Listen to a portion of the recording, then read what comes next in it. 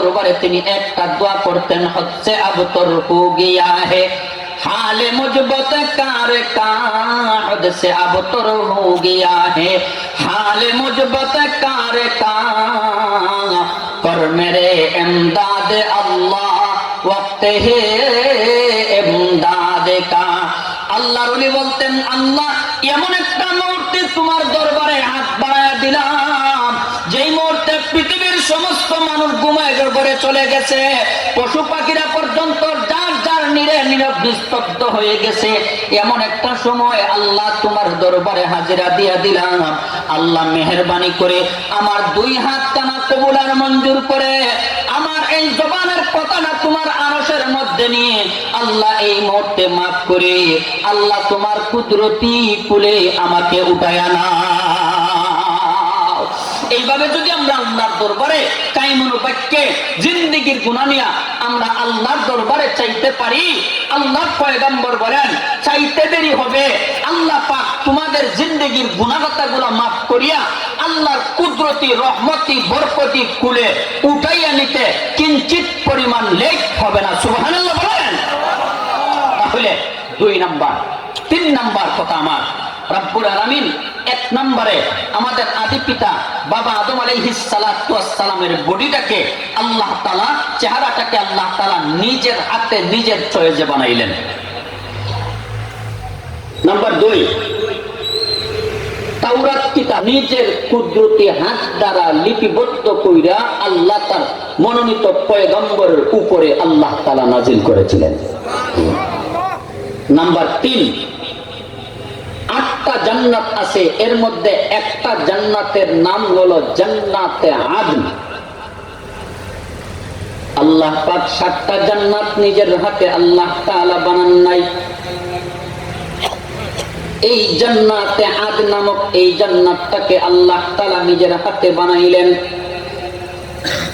তাফসীরের কিতাবের মধ্যে আছে রব্বুল আলামিন নিজের হাতে জান্নাতটাকে বানিয়ে আল্লাহ পাক রব্বুল আলামিন ডেকোরেশন কমপ্লিট করার পরে আল্লাহ বলেন, জান্নাত রে আমি আল্লাহ নিজের চয়েসে তোমাকে বানাইলাম, এই মুহূর্তে আমি আল্লাহ আদেশ করলাম এই মুহূর্তে তুমি কোনো কিছু তোমার জবান দ্বারা উচ্চারণ করো।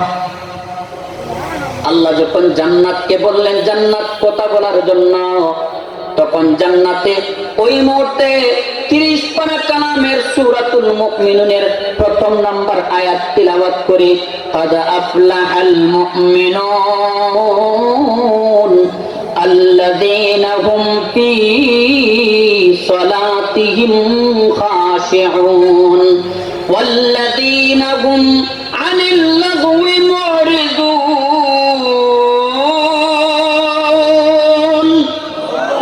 1 থেকে নিয়ে 2 থেকে নিয়ে 10 নম্বর আয়াত এই জান্নাতে আদন তেলাওয়াত করার পরে আল্লাহকে শোনায়া দেয়, ওগো রব্বুল আলামিন আল্লাহ মায়া কইরা দয়া করে আমি জান্নাতটাকে আল্লাহ বানাইলা, এই জান্নাতটাকে ডেকোরেশন করলা, ডেকোরেশন করার পরে আমার জবান থেকে শুনতে চাইলা। আল্লাহ এই মুহূর্তে সূরাতুল মুমিনুনের 1 নম্বর আয়াত থেকে নিয়ে 10 নম্বর আয়াত পর্যন্ত আল্লাহ আমি তিলাওয়াত কইরা শোনায়া দিলাম। ওগো আল্লাহ সূরাতুল মুমিনুনের 1 নম্বর আয়াত থেকে নিয়ে 10 নম্বর আয়াত পর্যন্ত আপনার যে সমস্ত বান্দা বান্দির ভিতরে এই 10 নম্বর আয়াত পর্যন্ত গুনাহগান যাদের ভিতরে থাকবে, আমি জান্নাতে আদনের অধিবাসী ওই সমস্ত আপনার বান্দা বান্দিরা হয়ে যাবে। আল্লাহু আকবার বলেন না। তাহলে এই জান্নাত নিজে বলে আল্লাহ এই সূরাতুল মুমিনুনের 10 নম্বর আয়াতের ভিতরে যা গুনাহগুণ আছে এই গুনাহগুণগুলা আপনার যে সমস্ত মুমিন বান্দা বান্দীগুলার ভিতরে থাকবে, ওই 10 আয়াত মাননেওয়ালা এই সমস্ত বান্দা বান্দীরা আমি জান্নাতের অধিবাসী হয়ে যাবে। জোরে বলেন না সুবহানাল্লাহ। তাহলে এই সূরাতুল মুমিনুনের 10 আয়াতের ভিতরে কি কি গুণ আছে আমরা জানতাম না জানতাম না? ইনশাআল্লাহ বলেন না। আপনারা কষ্ট হইতেছে? তাহলে 1 নম্বর আয়াত থেকে আমরা শুনি। আল্লাহ বলেন قد أفلح المؤمنون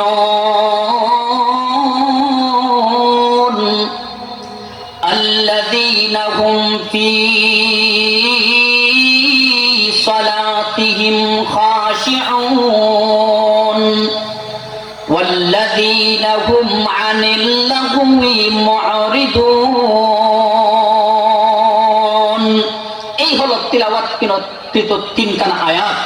এর মধ্যে এক নম্বর আয়াতের মধ্যে আল্লাহ বলেন قد أفلح المؤمنون। রব্বুল আলামিন বলেন যে যারা মুমিন আমার বান্দাবান্দি এই সমস্ত মুমিনেরা সফল হয়ে গেছে। সুবহানাল্লাহ বলেন। তে সফল হয়ে গেছে রেজাল্টটা আল্লাহ আগে ঘোষণা করলেন, আর কোন কোন কাজ করলে পরে সফল হবে এই কাজগুলা আল্লাহ তাআলা পরে বর্ণনা করলেন। কথাটা বুঝাইছে? আচ্ছা, তাহলে এই রেজাল্টটা আল্লাহ আগে ঘোষণা না কইরা, পরে ঘোষণা না কইরা আগে ঘোষণা করার উদ্দেশ্য হলো মুফাসসিরিনে কেরামগণ উল্লেখ করেন আকাশের মধ্যে সূর্য উদিত হয়, সূর্যটা দেখতে যেমন সত্য, তার মধ্যে যাররা পরিমাণ যেমন কোনো সন্দেহ নাই, ঠিক তেমনি ভাবে এই সূরাতুল মুমিনুনের 10 আয়াত যারা মানবে তারাও ডাইরেক্ট জান্নাতে যাবে, এতেও কোনো যাররা পরিমাণ সন্দেহ না। সুবহানাল্লাহ বলেন না? কেন মুসলমান ভাইরা আমার, একজন মানুষের ভিতরে যখন আল্লাহকে দেয়া ঈমান থাকে, এই ঈমান থাকার পর একজন মানুষ যখন মনে করে আমার আল্লাহ এক, জান্নাত জাহান্নাম দুনিয়াতে যা কিছু আল্লাহ সাজিয়েছেন সবকিছু একমাত্র সত্য, তার মধ্যে মিথ্যার কোনো সম্ভাবনা নাই। আল্লাহর নবীজি বলেন, উম্মত রে,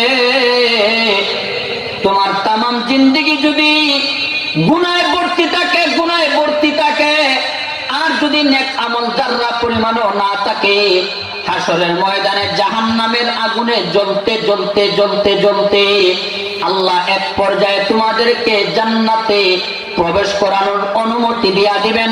তার একমাত্র কারণ হলো তোমাদের ভিতরে ঈমান নামক দৌলত আল্লাহ দান করেছিলেন।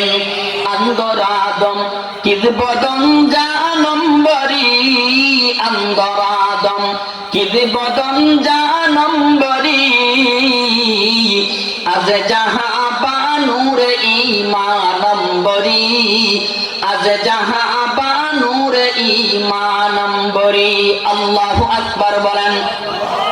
সুলতানুল আরিফিন আল্লামা শেখ ফরিদউদ্দীন আখতার রাহমাতুল্লাহি আলাইহি এমন একজন মকবুল বান্দা আল্লাহর ছিলেন, জিন্দেগীর অন্তিম মুহূর্তে তিনি আল্লাহর দরবারে একটা দোয়া করেছিলেন, ওগো রব্বুল আলামিন, দুনিয়াতে যাওয়ার সময় একটা দোয়া আল্লাহ আপনার দরবারে করতে চাই। যেই দোয়াটা হলো, আল্লাহ যেই দৌলতে ঈমান মায়া করে দয়া করে আমি শেখ ফরিদউদ্দীন আখতারের ভিতরে আল্লাহ তুমি দান করে দিলা, আল্লাহ মেহেরবানি করে যেই দিন জিন্দেগীর দিশা শেষ হয়ে যাবে, হায়াত শেষ হয়ে যাবে, যেই দিন দুনিয়া থেকে বিদায় নিয়ে নিব, আল্লাহ মেহেরবানি করে এই দৌলতে ঈমানের সাথে আল্লাহ আমি শেখ ফরিদউদ্দীন আখতারকে মেহেরবানি করে ঈমানি হালতে আল্লাহ তুমি আমাকে দুনিয়া থেকে উঠায়া দিও। আল্লাহু আকবার বলেন না? তাহলে আমরা যত দোয়া আল্লাহর দরবারে করব, এর মধ্যে সবচাইতে শ্রেষ্ঠ একটা দোয়া আমরা আল্লাহর দরবারে করব, আল্লাহ আমাদেরকে মৃত্যুর সময় আল্লাহ আমাদের ভিতরে ঈমানটাকে আল্লাহ জিন্দা রাখিও। করব তো ইনশাআল্লাহ? কারণ এই ঈমান যদি থাকে, একবার না একবার জান্নাতে যাওয়ার আশা থাকে। এই ঈমান যদি না থাকে, জান্নাতের গ্রাণ পাওয়ারও কি আশা থাকে? যেমন বুখারী শরীফের হাদিস, একজন আল্লাহর বান্দি বদকারিনী, দেহ ব্যবসায়িনী, মারাত্মক বদকারিনী মহিলা সারা রাত্র জিনার কাজ করার পর সকালবেলা আল্লাহর বান্দি তার গন্তব্যস্থানে যাওয়ার জন্য রওনা দিয়েছে। হঠাৎ করে রাস্তার মধ্যে দেখে একটা কুয়ার পাড়ের মধ্যে একটা তৃষ্ণার্ত কুকুর পানি পান করার জন্য হাত করে বসে আছে, কিন্তু পানি পান করতে পারতেছে না। আল্লাহর বান্দি ওই মুহূর্তে নিজের গলার এই উন্নাটাকে খুলে এই উন্নার মাথাটাকে কুয়ার মধ্যে পালাইছে। পালানোর পরে বিজাইয়া সামান্য একটু পানি ওই তৃষ্ণার্ত কুকুরটার মুখের মধ্যে দিয়েছে। ও মুসলমান ভাইরা আমার, ওই আল্লাহর বান্দি যখন ইন্তেকাল করেছে, আল্লাহ গায়েব থেকে আওয়াজ দেয়া সংবাদ পৌঁছিয়ে দিলেন, হে আমার বান্দি, তুমি গুনাহগার, গুনাহ করেছ, অন্যায় করেছ, আমি আল্লাহর দরবারে ঠিক তাতে কোনো সন্দেহ নাই, কিন্তু তোমার ভিতরে ঈমান ছিল। এই ঈমানটা নিয়ে আমার বলা বুবা একটা প্রাণীর মুখের মধ্যে তুমি যে পানিটা উঠাইয়া দিয়েছো, এই পানিটাকে আমি আল্লাহ কবুল আর মঞ্জুর করে এই মুহূর্তে তোমার 3.5 হাত কবরের সাথে জান্নাতের সম্পর্ক লাগাইয়া দিলাম। আল্লাহু আকবার বলেন, জোরে বলেন আল্লাহু আকবার। তাহলে এই ঈমান থাকার কারণে আল্লাহর পক্ষ থেকে ছাড় পাওয়ার সম্ভাবনা আছে না নাই? আছে। পক্ষান্তরে আমাদের বিশ্বের মানচিত্রের মধ্যে একজন মহিষী, একজন মহিলা যার নাম ছিল মাদার তেরেসা, তামাম জিন্দিগি বর মানুষের খেদমত করেছে। জিন্দিগিতে বিবাহ পর্যন্ত বসে নাই। কেন বসে নাই? যে মানুষের খেদমত করতে আমার বাধা বিঘ্নতা সৃষ্টি হবে, বিবাহ পর্যন্ত বসে নাই। কুমারিত্ব বরণ করেছে, তামাম জিন্দিগি মানুষের খেদমত করেছে। বলেন তো দেখি, তার ভিতরে ঈমান না থাকার কারণে সারা জিন্দিগিতে মাখলুকের খেদমত করলো, সে কি জান্নাতুল ফেরদাউসের 1 নম্বর গেট দিয়ে ঢুকতে পারবে? তার কারণ তার ভিতরে ফাউন্ডেশন নাই। ফাউন্ডেশন থাকলে যেমন 1 তলা থেকে 2 তলা করা যায়, ঠিক তেমনি ভাবে যার ভিতরে ঈমান আছে, আল্লাহ চাইলে একবার মাফ করিয়া আল্লাহ তাকে জান্নাতে পৌঁছিয়ে দিতে পারেন। 100 বছরের পাপীকেও আল্লাহ তাআলা পাপ মাফ করিয়া আল্লাহ তাকে জান্নাত দেন নাই? হ্যাঁ, দেখেন, আমি আজ থেকে নিয়ে 9 বছর আগে কুরবানিদের দিন কুরবানি দিতেছি, মানুষের গরু জবাই করতেছে আমার গ্রামের বাড়িতে। গরু জবাই করতে করতে করতে করতে হঠাৎ করে এমন একটা দৃশ্য আমার চোখের সামনে আসছে, তার সামনে প্রকাশ করে নাই, আজকে আপনাদের সামনে আমি প্রকাশ করতেছি। আমার দিলে, আমার গুনাহগারের দিলে ওই মুহূর্তে ইশারা দিয়েছে, মনে হয় মরণের পরে আল্লাহ তোরে জান্নাত দান করে দিবেন। কথাটা কি? আমার জিন্দেগিতে বহু কুরবানির গরু আমি জানোয়ার জবাই করেছি, কিন্তু এই আল্লাহর জবান থেকে এমন একটা কথা আমি শুনেছি, জিন্দেগিতে এমন কথা আমি কারো জবান থেকে শুনি নাই। এই কথাটা আপনাদেরও জবান থেকে বের হতে পারে, অসম্ভবের কিছু না। কথাটা হলো, আমাদের ওইদিকে যখন কুরবানি হয়, তখন কুরবানির চাকু হাতে নেওয়ার পরে কুরবানির মালিক কিন্তু বলে কয় নামে কুরবানি দিতেছে, 1 নাম, 2 নাম, 3 নাম,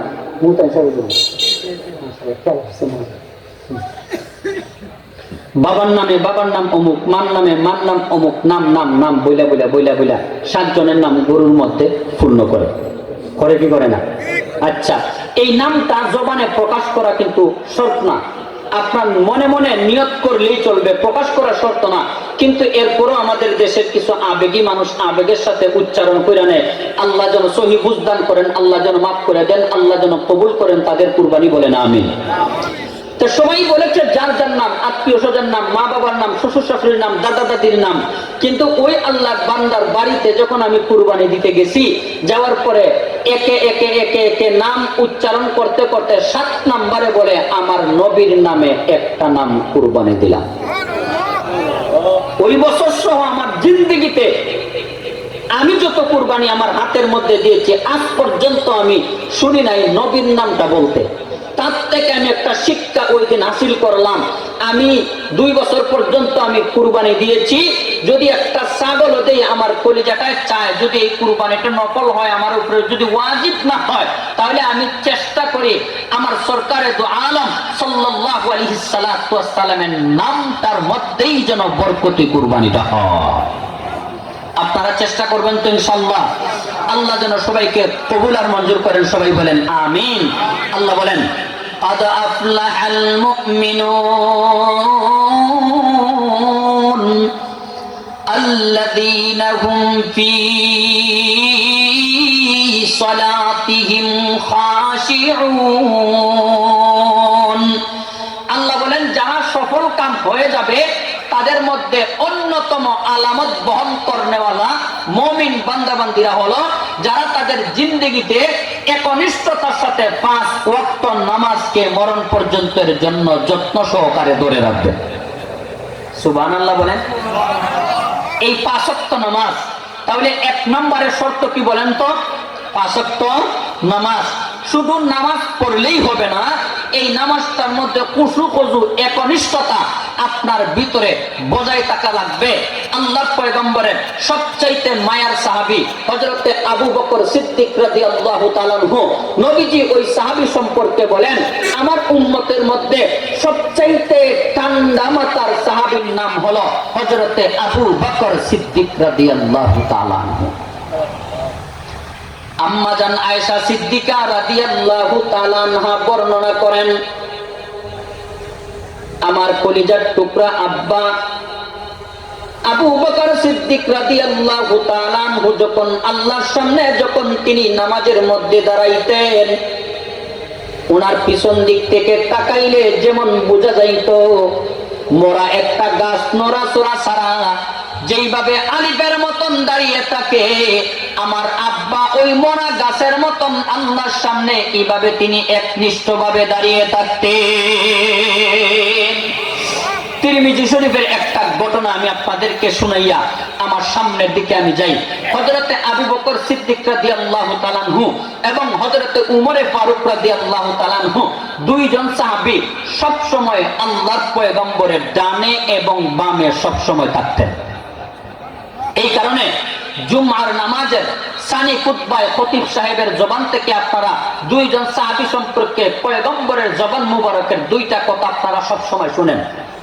আরহামু উম্মতি বি উম্মতি আবু বকর ওয়া আশাদ্দুহুম ফি আমদিল্লাহি উমর। আল্লাহু আকবার বলেন।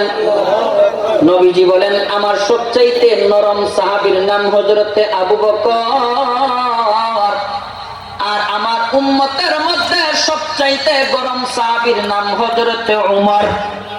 সুবহানাল্লাহ বলেন।